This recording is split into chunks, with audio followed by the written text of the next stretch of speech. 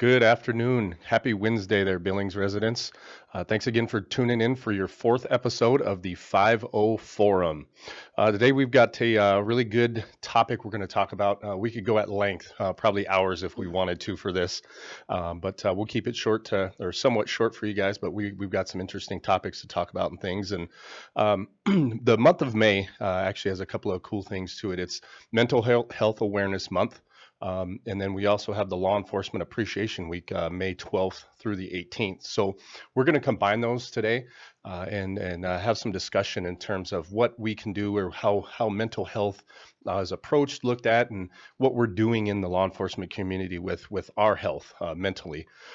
We see so many times across the country right now is mental health is such a hot topic and something that's, it's a pandemic or an epidemic across the country of folks that are suffering from mental health illnesses and just learning how to combat those things. So we deal with that on a daily basis, and we deal with traumatic events every single day. So the stress and physiological changes in our body is something that we as law enforcement have to do a better job at being aware of and how to combat those things. So that's what we're going to talk about today, something very near and dear to my heart.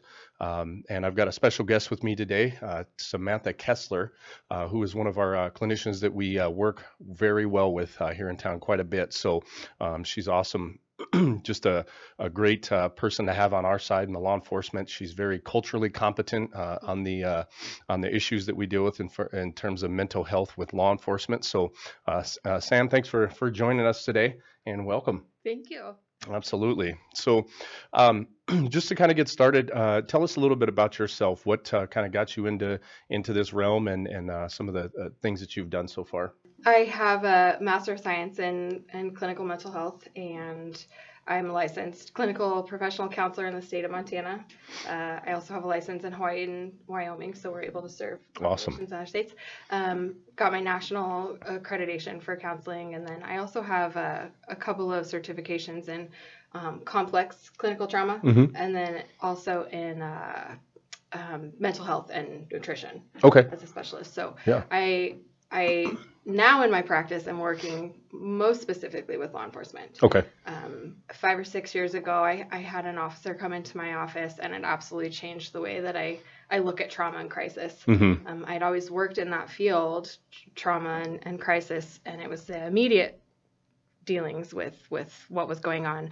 And what I realized in working with this particular officer was that it goes way back. Sure. It goes way, way back. And so it really opened my eyes into the need for regular maintenance and care and preventative maintenance and care for when we're talking mental health for law enforcement specifically. And so that just became my passion. And at this point in my practice, that's what I focus on. And that's, I just want to be a resource for law enforcement and first responders. Great. Well, we thank you so much for that. It is so very much needed for our men and women in blue around the country and dealing with some of the tragedies that and the carnage and, those critical incidents that we deal with there. So just kind of as an overview, mental health nationwide, specifically with law enforcement, it's there's kind of some old school thought on how we used to deal with things. I mean, when I got back into law enforcement back in 2005, and this goes farther back than that, a lot of times it was just taught to push it down, right? And just swallow it, deal with it. That phrase that so many people that aren't in law enforcement that make the comment and they say, "This is what you signed up for." That makes my skin crawl when I hear that, because it's no one signs up to see the carnage and the tragedy and those things that us in law enforcement see. So that's something you can't prepare yourself for mentally or physically. So it's not something we signed up for, but it is part of our job that we deal with, and it's on us to help maintain our mental health there. But between that and police officers traditionally have been pretty good at drinking.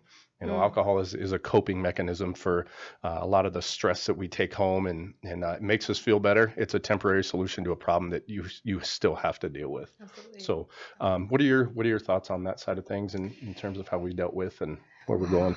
That's deep rooted, and there is a stigma, and we've talked about that before, about how mental health is perceived by not only just the general public, but by law enforcement as well. And I think historically the idea of mental health or mental illness people made that connection with severe mental illness. Mm-hmm. You know, you're institutionalized or you're in an asylum. Sure. And what we're starting to understand, and I think the general population is more accepting of, is that there's so much more about mental health than severe mental illness. There's disorders and issues that we deal with on a day-to-day basis Mm-hmm. that are common and frankly quite manageable. You know, when we talk about stress and anxiety and depression and things like that, and with the right supports in place, those things are very treatable. Sure. And they're very common. And so in law enforcement specifically, it seems like we're definitely seeing more of a push for preventative care and mental health. And unfortunately, there's still that stigma of, you know, well, we didn't have this during our career. We don't need, why do we need this? Right. And I hear different sides from different parties. I often hear that, well, I went through my whole career and we didn't have this available to us. We didn't need it and we did just fine. Sure. And then I also hear, well, gosh, I really wish we would have had this. Right. You know, this might have saved my marriage, or maybe I wouldn't have had a drinking problem, or maybe it would have saved so-and-so's life, and maybe my health would be better. And then with some of our newer and active officers at this point, I hear a few different things. You know, well, my dad or my grandpa, who was in law enforcement, they didn't have counseling. Right. So, I can't do it because I have to be tough. They were fine. They did it. The other thing I hear is policing has changed. It's absolutely changed. It's not the same as it was 10 to 20 years ago. The job's changed. The dangers of the job have changed. Public scrutiny has changed. Oh, big time. I think the dangers of the job have worsened. You've got social media that absolutely has intensified things. That's huge, right? And you're under a microscope. Yep. So everybody knows your job. Yeah, and they know how to do it better than you do. Exactly. Yeah. Right behind the keyboard. Yeah. Those keyboard warriors. I'm sure they're going to get me today too. But it is such a different job now, and so there is that more of that acceptance of, we do need this, or this is a good thing. But I think what I hear more often than anything is that, well, I think I need it. It sounds like a good thing. I definitely am falling under these symptoms, or I'm experiencing these things that I've learned about. But I also don't want to show weakness. Right. And I think I have a pretty good handle on it. That's kind of what I hear all the time. Soften them up a little bit. Yeah. I think I have a pretty good handle on it. And, that's, I think we all know someone who doesn't, they don't go to the doctor. They may not go, but like, you break your leg, you're going to go to the doctor, Absolutely. Right? We might know somebody that might tough it out, but more than likely you're going to go get it fixed. Yeah. You're going to get a cast, you're going to have surgery, you're going to go to, you're going to go to physical therapy. You might take off time from work. So you're not going to risk it and just let it do its thing. And so when we're talking about mental health, why wouldn't we just take care of our minds the same way we take care of our bodies? Right. You think you have a handle on it? You might, but what if you don't? Yeah.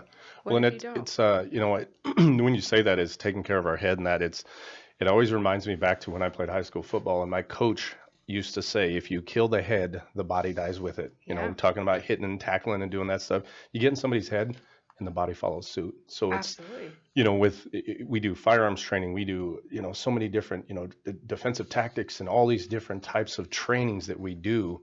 And that's for our body. When we deal with mental health, it's our head, it's our control center for our body. And that's where we have to make sure that's right so that the body follows with it. Absolutely. And I think it's super important on that side of things. So absolutely. You kind of hit on one of the topics that we're jumping into here next. Is the PTSD or PTS. It's usually the elephant in the room. It's something that, I was diagnosed in 2020 with PTSD. Yep. And it's something that's, near and dear to my heart in the event that I went through some of that stuff. Absolutely. And it's the initial shock when you're told that, your mind jumps to the old ideas of, this person's crazy, they're wild, they belong, like you said, in an insane asylum, and they're not stable, they're not different types of things that people say. Right. But they don't understand what you're going through. And a lot of times us as police officers feel like, I've got a good handle on it. Yeah. Just like you were saying. Yeah. And we, self-medicate, we, push it down, and it turns into compound interest. Yeah. And it's like, eventually a volcano is going to explode. So, Yep. that's where it is to get on the front end of that. So, what in obviously the clinical side of things, how do you look at PTSD? How do you define PTSD? Well, let me start with trauma. Mm-hmm. So trauma is typically defined as the body's response to an extreme stressor. And in general terms, when we speak about trauma, we're usually referring to a significant incident. Mm-hmm. We often call them critical incidents, which are typically a threat to one's life, Mm-hmm. or to the life of somebody else. It's injury or it's threatened injury. It's being a victim or a witness to abuse or neglect Mm-hmm. or sexual assault. And all of these things can be done to you or as a witness, you've seen these things. And again, these are critical incidences, Sure. kind of as we know them. But trauma, again, is the body's response to a stressor. Mm-hmm. So it can be more subjective because it depends on that person's individual Sure. experience of what they've gone through. And there's things that go into that, their regulation skills, their coping skills, Mm-hmm. just how they were raised, their personality. But it's pretty clear when we're talking about critical incidents that those are probably traumatic just about anybody. Mm-hmm. But a diagnosis of PTSD is different from most mental health diagnoses in that there's 4 major types of symptoms that we've got. So we have the re-experiencing, Mm-hmm. we've got avoidance, we have numbing, and we have arousal. And not that kind of arousal, but all tied to that overwhelming Sure. experience. Sure. So it's not necessarily what happened, it's again how it's perceived and Mm-hmm. then how it's processed by each individual person. So what makes an event traumatic for somebody is that overwhelm that accompanies it. Mm-hmm. And so the symptoms then that result from that overwhelming experience, they might be stable, or pervasive. They can appear intermittently. Mm-hmm. They sometimes surface years after the event, and usually the symptoms occur in clusters, Okay. and then they grow and they increase in their complexity over time. I Mm-hmm. think you mentioned earlier, right? Like Yeah. all of a sudden there's, Yep. yeah. So it actually makes it harder to trace back to the original like origin of the incident. Mm-hmm. So when we hear that, oh, I've got it handled, well, you might, but what if you don't? Right. And it comes up. And so that becomes very easy to deny the impact that trauma has Mm-hmm. when you're able to just push it. But it's there. Sure. And so it's one of those things where I think PTSD is, like you were saying, it's kind of looked at like, oh, that's really bad, or Mm-hmm. you can't function, or how can you perform Right. your job? Well, the thing about PTSD is that there's just so many misconceptions about trauma. Mm-hmm. PTSD is not rare, nor is it unusual. Sure. And it's very easily treatable. Mm-hmm. So I don't, and I struggle with this as a clinician, is that seeking treatment for PTSD is somehow seen as a weakness. Right. Yet it is so common. I mean, I brought my clinical diagnostic list of what qualifies for a diagnosis, and it's Mm-hmm. like, well, pretty much any day on the job, Yeah. and you've got it. Yeah. Yeah. And so it's real and Mm-hmm. it's there, and it's very rare for someone who is not have a diagnosis of PTSD Mm-hmm. and working in law enforcement. Sure. So it's a thing. Yeah. It's Absolutely. not unusual, and it doesn't make you abnormal, and it does not make you weak, and it Right. does not make you incapable of performing your job or even being a spouse or a family member or a parent.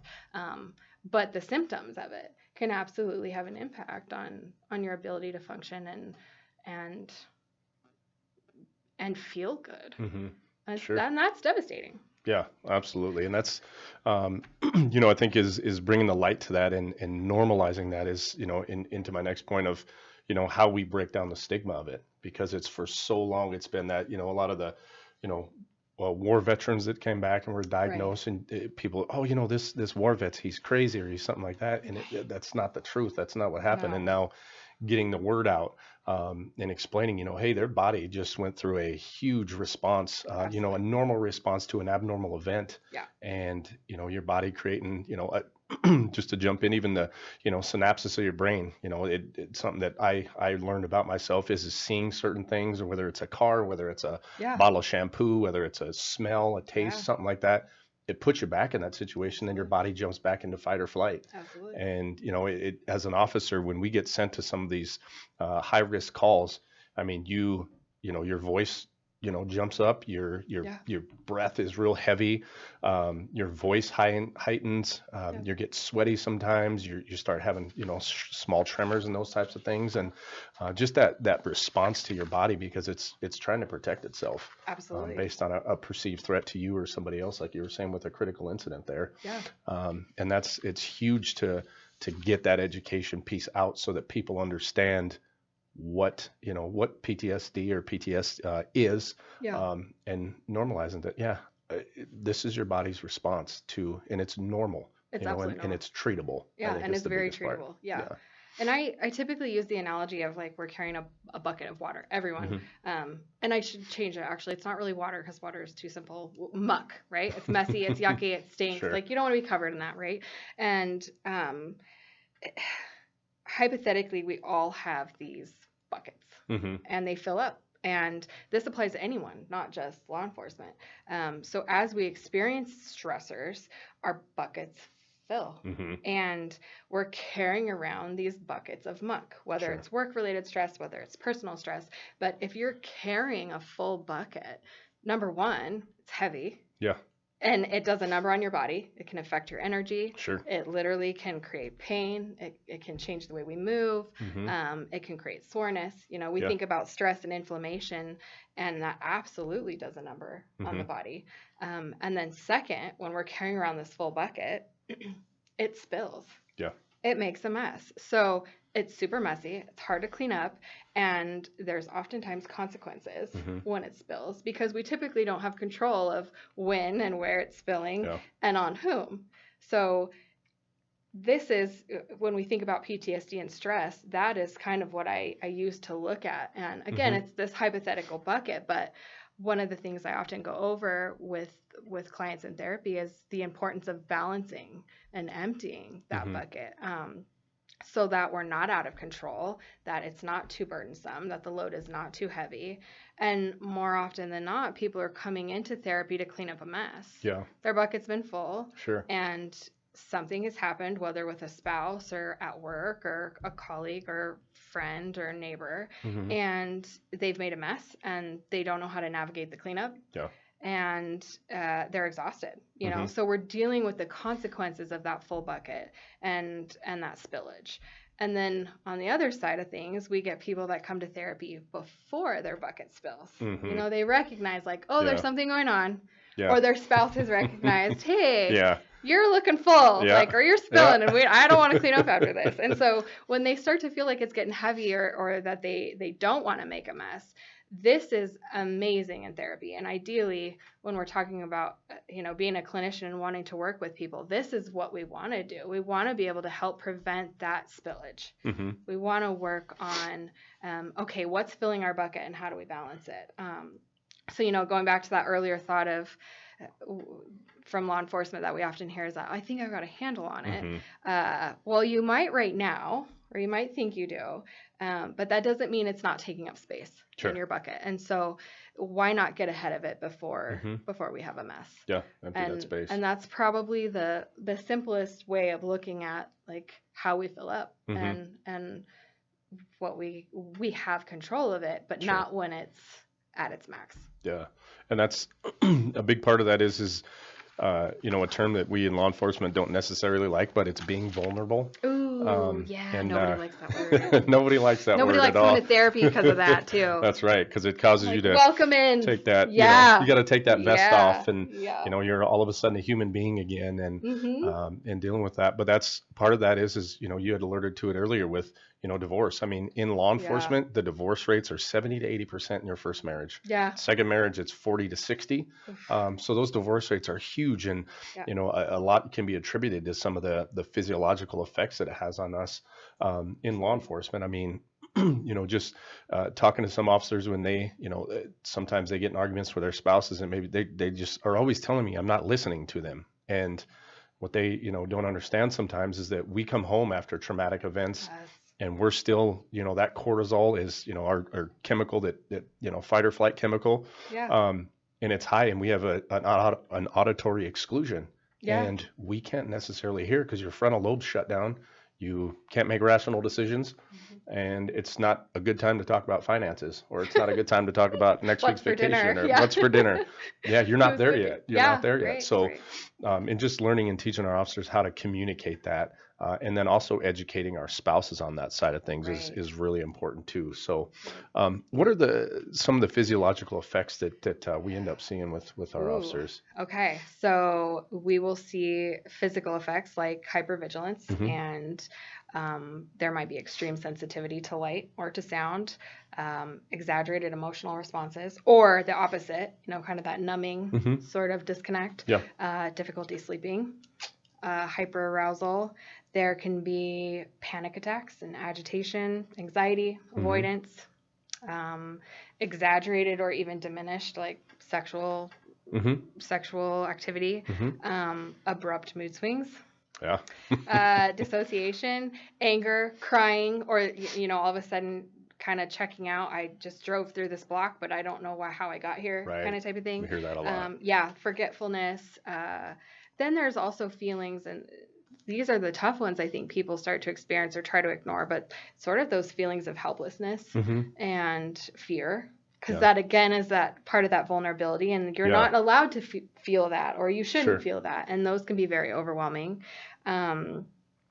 There can be that intrusive imagery, flashbacks, Hmm. difficulty sleeping, nightmares. Um, we have racing thoughts is a common one. Hmm. Avoidance, isolation, just being overstimulated, Yeah. needing a break, sound, blocking things out. Hmm. And then we get into some of the more serious long-term effects that PTSD and trauma specifically and stress has on the body. And those can be, chronic headaches. Hmm. It can be gastrointestinal issues, like immune and endocrine system problems. You can have thyroid issues. You can have, and we see this a lot, unfortunately, too, is those psychosomatic problems where you're going to the doctor because you're having these aches and pains, or your heart's Hmm. racing, or you're feeling like something's wrong. Something's wrong. I'm sick. Something's wrong. Yeah. And the doctors are telling these people, you're fine. Hmm.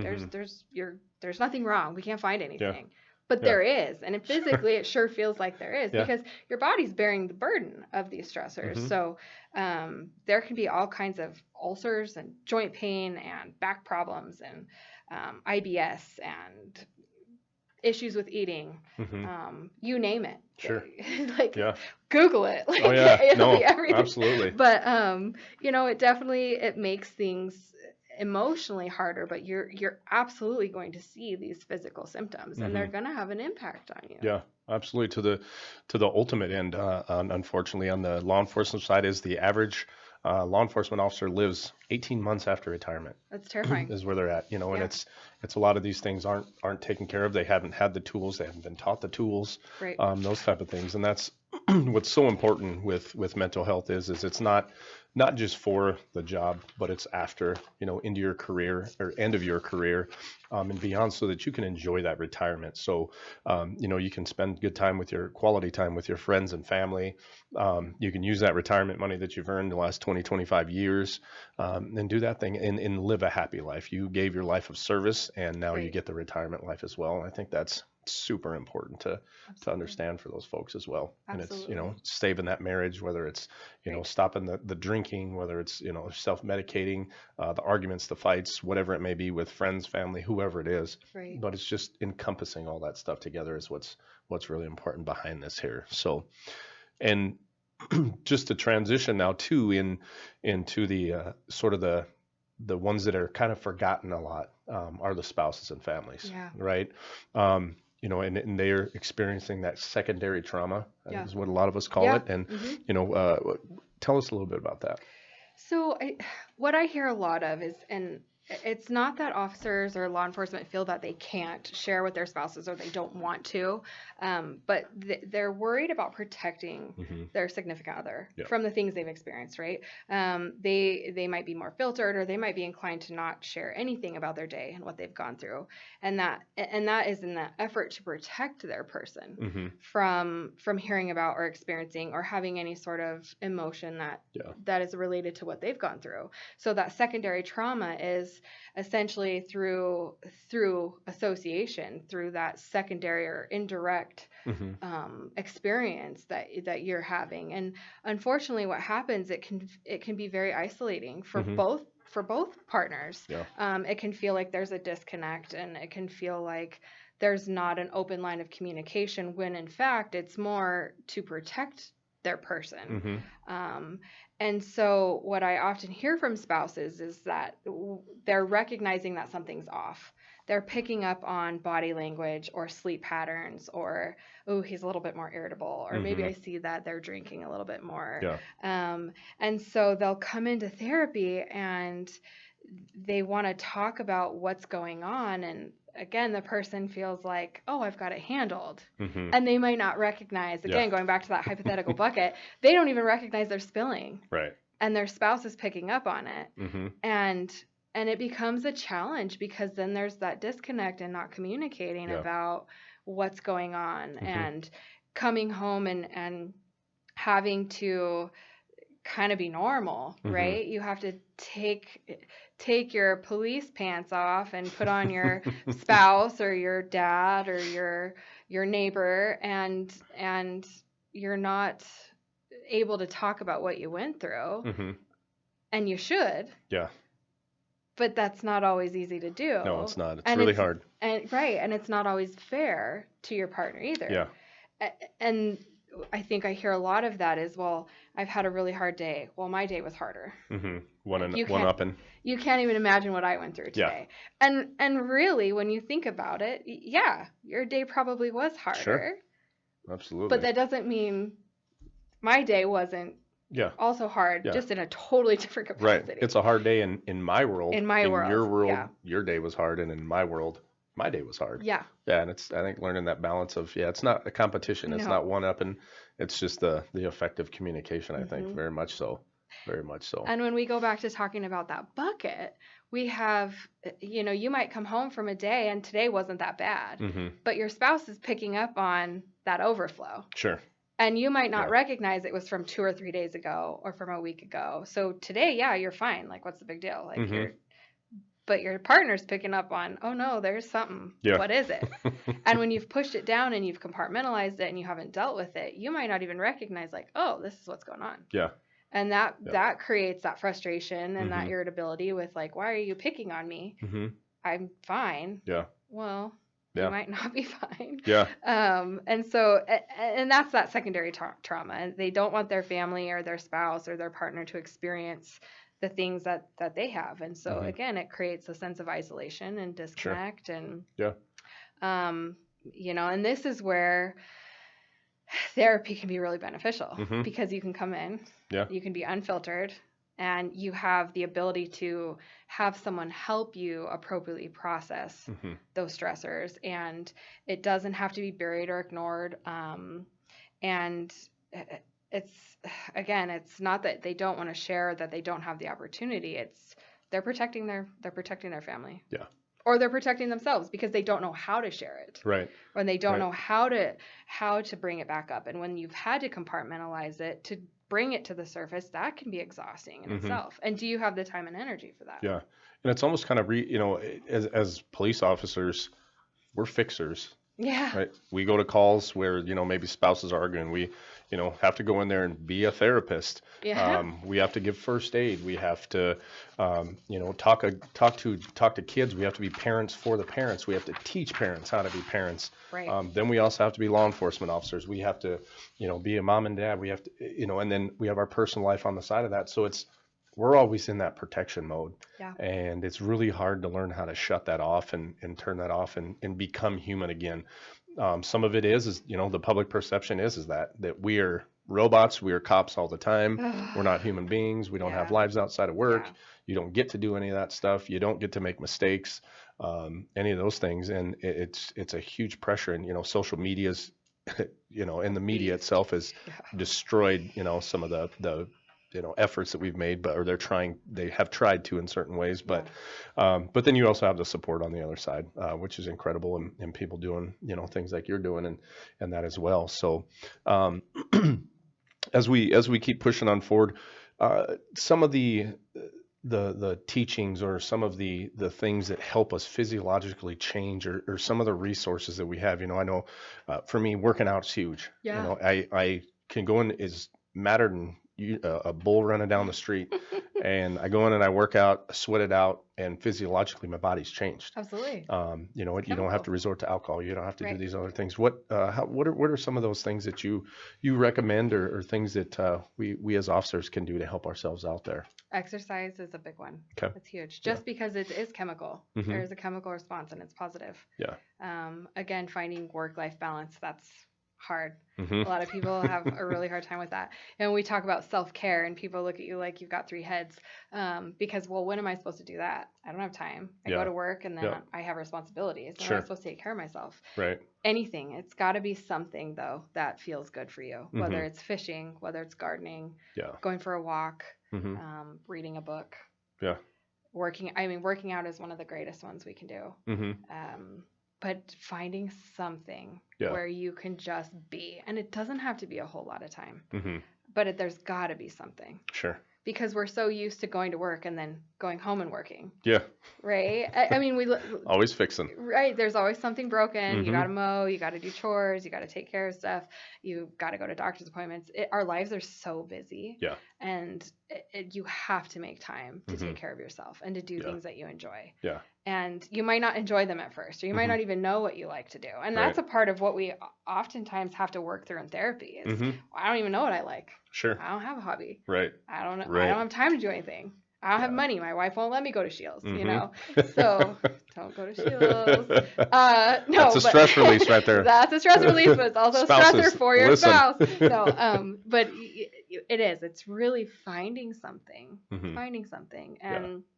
And again, I know it sounds biased, but effective therapy can be so helpful Yeah, in absolutely. balancing the stress and being able to figure out how to make room again Mhm. in your bucket for these other things. Because Mhm. when we run out of energy, we run out of energy for the good things too. Yeah. And that's what is, I think, Sure. so challenging for people when they're burnt out. Mhm. They don't have energy to do Right. what is good and what is healthy. Right. They don't have anything left. Absolutely. So we have to figure out how do we re-energize, and then how do we find those things. Sure.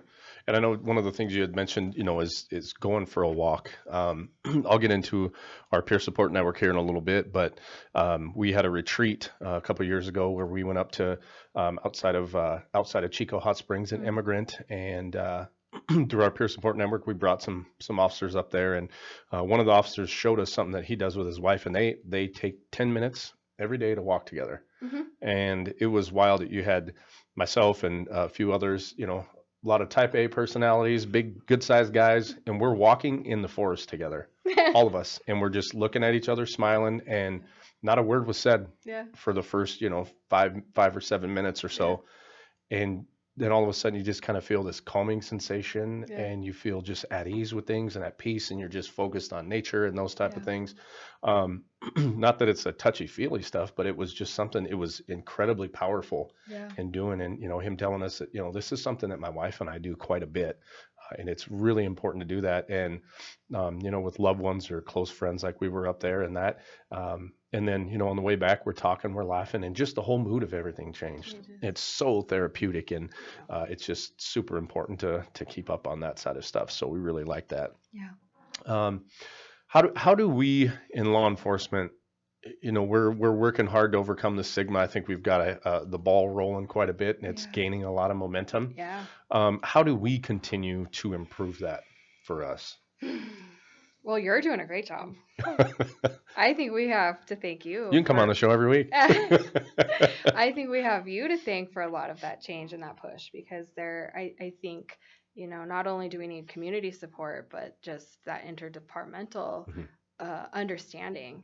And I think education is huge. Mm-hmm. I forget, because I went to school I feel like my whole life for this. So what I think is like, oh, everyone knows this. It's so normal. It's foreign for a lot of people. It is. It really is. And so oftentimes when I get people that call me or kind of like creep into my office, well, I was at this presentation and I heard about these symptoms and I realized I have them. Well, that's that's eye-opening for people to be able to connect with that. So education is huge. Support is huge. Yeah. Encouragement is huge. And I think being honest when you see somebody burnt out, when you see a colleague or a partner or anyone that you work with looking rough, Yeah. you know, and not just doing the, hey man, how you doing? Right. Oh, I'm fine. Yep, No. that's always the answer. Right? Or like, I've got it handled. I'm good. I got it handled. Yeah. Yep. No, Every what's time. going on? You know, what do you need? Yeah. What do you need? And I think that's a hard one because most people don't know what they need, but they know something's off. Sure. So I think being aware of that and having somebody call you on it in a supportive and loving way of like, hey, you know, what's going on? Yeah. Talk about, you know, do you need me? Yeah, absolutely. And that's something I can, you know, commend a lot of the officers here in Billings directly with that is you know, we're the busiest city in the state by far. Crime has become more and more violent every year. The tragedies that we see in that, and our officers have jumped on this, you know, so to speak, bandwagon of let's take care of each other. Yeah. And it's, you know, whether we set up a peer support, you hear about officers that get together outside of alcohol, outside of that stuff, and they get together because they care about each other, and they want to make sure they're okay. They're checking in on each other after every critical incident, and that's you know, something I forgot to mention earlier, but for so long we've always thought of critical incidents only as officer involved shootings. Right. But we see, you know, infant deaths, we see car crashes that have carnage beyond any comprehension of our brain. You know, searching a building for a armed suspect inside. It's terrifying. You know, those types of things.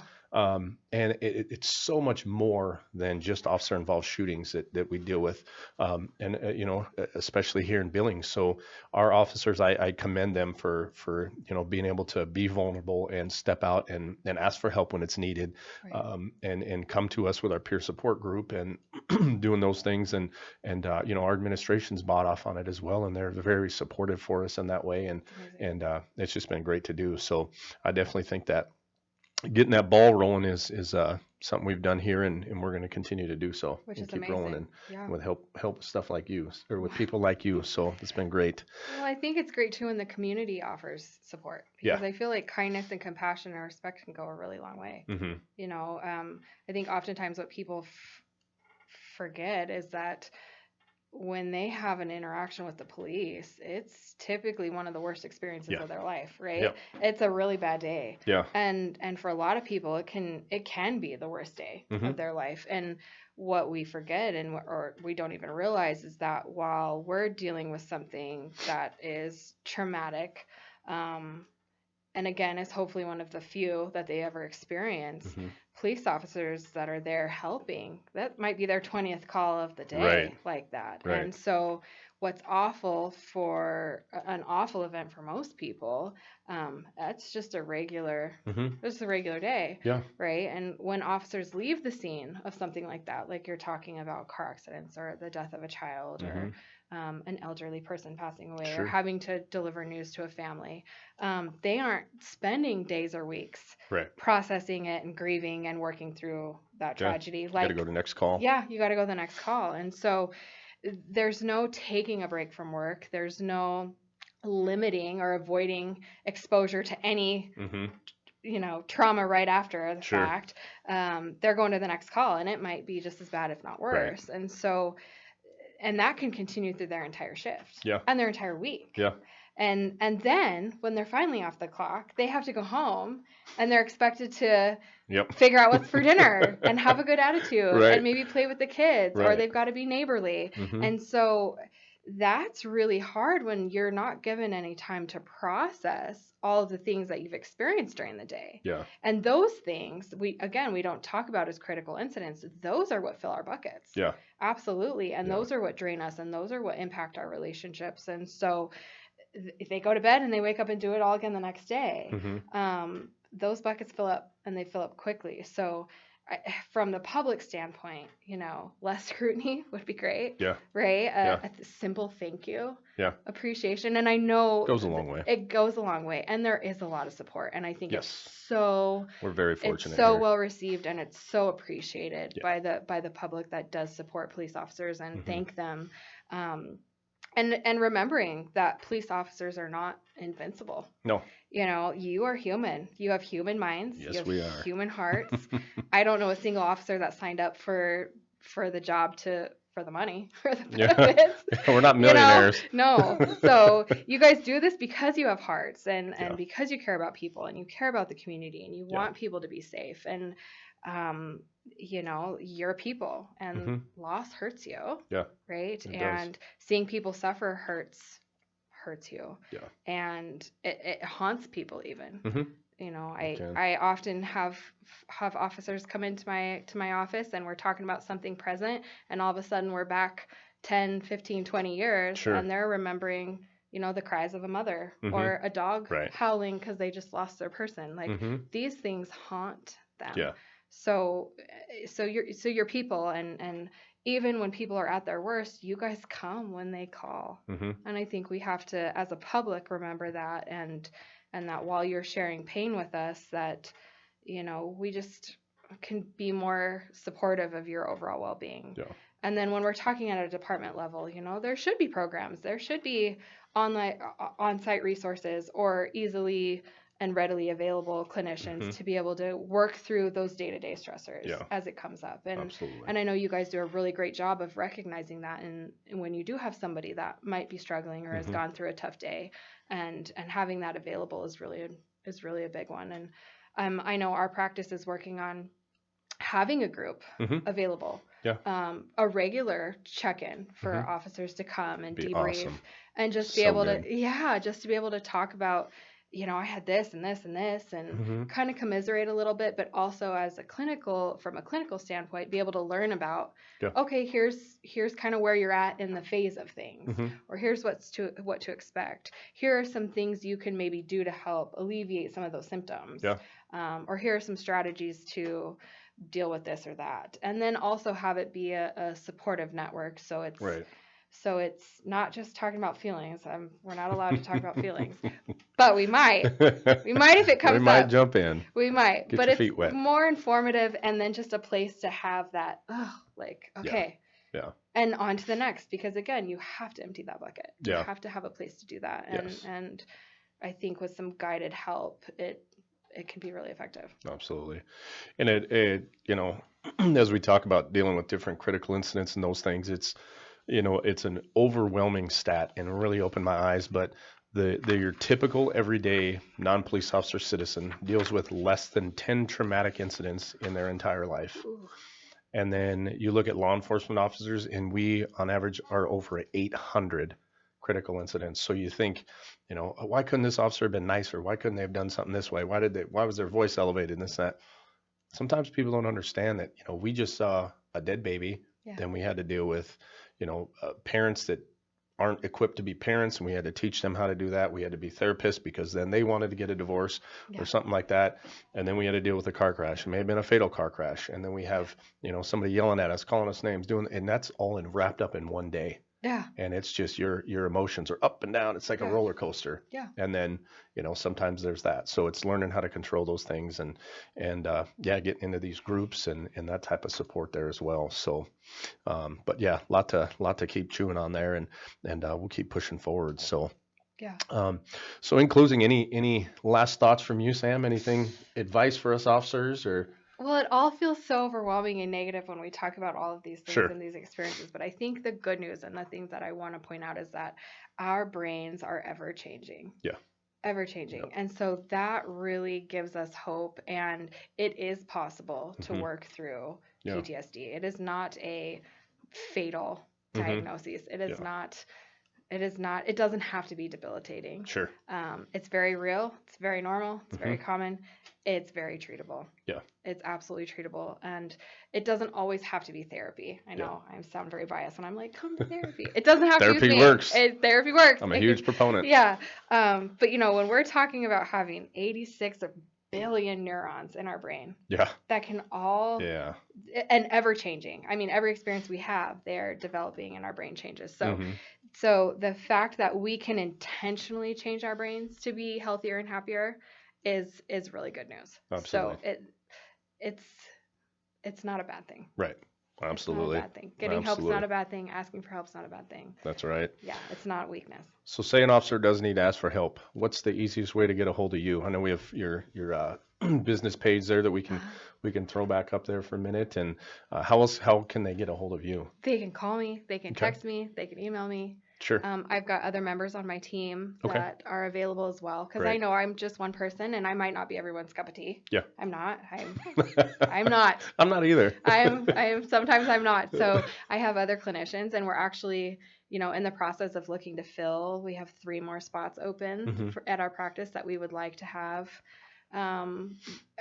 Because we do get calls from other departments Sure. that say, hey, we had something happen. Yeah. Could we send a couple of people to you or could you get here? We want to be able to do that and have that option. So, but yes, you call me, text me. They can get my number from you. Great. They can call my business line. They can Perfect. call my personal cell. But we are always here and we want to help in any way we can. So. Love it. Love it. And for those officers out that are tuning in as well, I've been blessed to be a part of and help and be a member of the board of what's called the Montana Peer Support Network, and it is the nation's first statewide peer support group. You can see the information on our page here, our Facebook page, our emblem and that stuff there. But we go around. We don't charge anything. We are 100% grant funded, and we go out and we teach. We have a class, Getting Through the Grind, and some folks from Florida, T6 is their group, and they came up to Montana and they said, hey, we need to do more for mental health, and it's made up of current and former law enforcement officers. We have culturally competent clinicians that assist with this. It was built actually by a former law enforcement officer and now clinician that built our program, our class that we teach, Getting Through the Grind. And we go over the physiological effects, the history of policing and where we can push forward and resources. And we, so many times in the past, it's those classes have been, hey, this is bad, this is bad, this is bad. And then they leave it at that.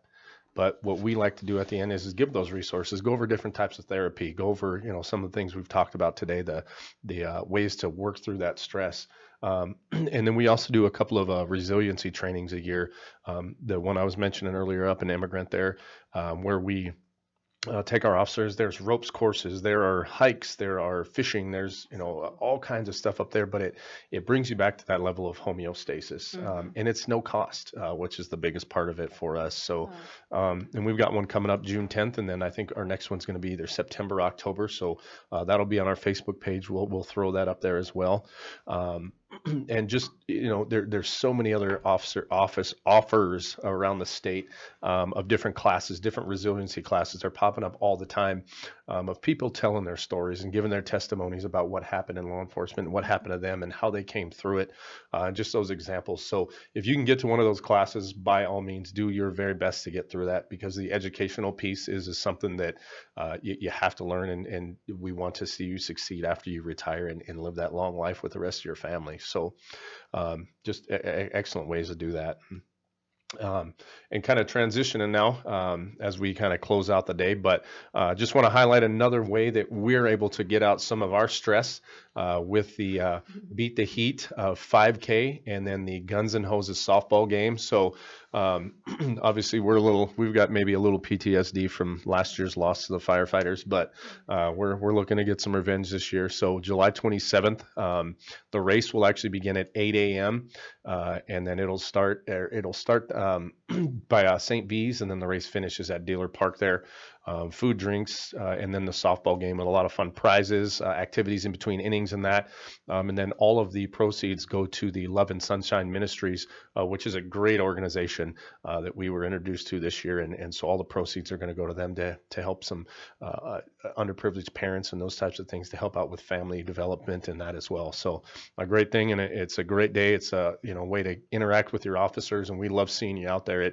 It's one of those de-stressors for us that we go out and we exercise and we play some softball and have a great time and interact with the crowd too. So love to see as many people as we can get out there and that. So But Sam, thanks so much for joining us today. Thank you. A ton of knowledge. Again, like I said, we could probably sit as we have sit and talk about this for hours Yeah, and I hours on thought I was that. gonna be So here all day. Like you yeah, wanted me to sum this yeah, up in yeah. less than an hour. I had to Right, make notes so I right, didn't just blah blah right. blah Billions of neurons in your brain, and we're going to talk Yeah, about I it want in to talk 45 all minutes to of an them. hour. That's it. So Excellent. thank you for all that you do for the department, for the community, and for encouraging the mental health. It's awesome. You're amazing. So Well, thank you. Right back at you, and we just want to take care of our men and women in blue. We owe it to each other, so absolutely. that's for sure. Well, again, Billings, thanks again for joining in today. Again, down at the Crime Prevention Center here, the 50 Forum podcast, and we will see you next time.